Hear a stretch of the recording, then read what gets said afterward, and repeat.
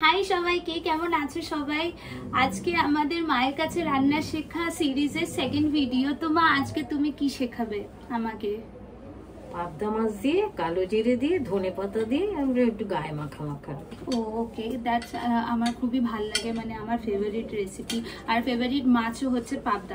প্রথমে লাগছে পাবদা মাছ নুন হলুদ দিয়ে মাখানো, আর অবশ্যই একটু সর্ষের তেল দেবে, কেন কি নয়তো তেলওয়ালা মাছ একটু ফাটে, ঠিক আছে, ভাজার সময়। লঙ্কা বাটা, হলুদ গুঁড়ো, কালো জিরে ফোড়ন, ধনেপাতা নামানোর সময়, আর কাঁচা লঙ্কা চিরা। ও, এরকম ভাবে ঢাকা দিয়ে তোমরা ভাজতে পারো মাছটাকে, তাহলে কি হয় যে মানে যদিও ফাটে জাস্ট ইন কেস, তাহলে তোমাদের গায়ে লাগবে না, এটাই। এবার মাছ ভাজা কমপ্লিট হয়ে গেছে সবকটাই। তো এবার এগুলো তুলতে হবে, ঠিক আছে। এবার ওই তেলের মধ্যেই কালো জিরে দিয়ে দিতে হবে।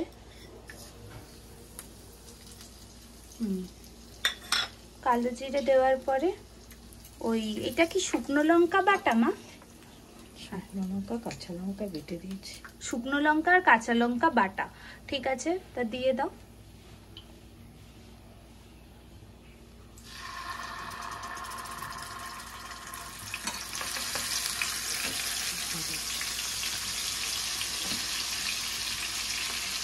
এবার একটু হলুদ তার মধ্যে, হলুদ দিয়ে দিলাম, একটু অল্প নুন দিলাম, আর অল্প স্বাদ মতো নুন, আর একটুখানি জল, মশলা ধোয়া জল।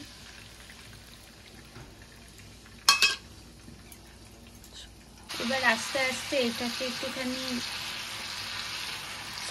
কষতে দিতে, হ্যাঁ কষতে দিতে হবে মশলাটাকে। বেশ কতক্ষণ না কষাতে হবে মশলাটা? 5-7 মিনিট। মাছগুলো দিয়ে দিলাম, মাছগুলো, তাই তো, 1 by 1।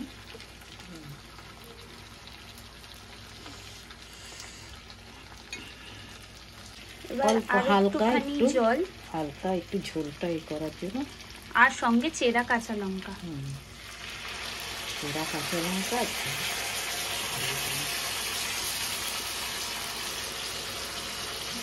এইবারে দিতে হবে ধনেপাতা। ধনেপাতা কুচি দিয়ে আমি একটু ঢেকে দেবো, তাহলে ধনেপাতাটা এর সঙ্গে খুব সুন্দর স্মেল আসবে। আচ্ছা, এটাকে তুমি কতক্ষণ ঢাকা দিয়ে রাখলে? ধনেপাতাটা 5-7 মিনিট ঢাকা দিতে হবে। ও আচ্ছা, দেখতে খুবই সুন্দর হচ্ছে, আর স্মেলটাও খুব সুন্দর লাগছে। ব্যাস, এটা হচ্ছে ডান।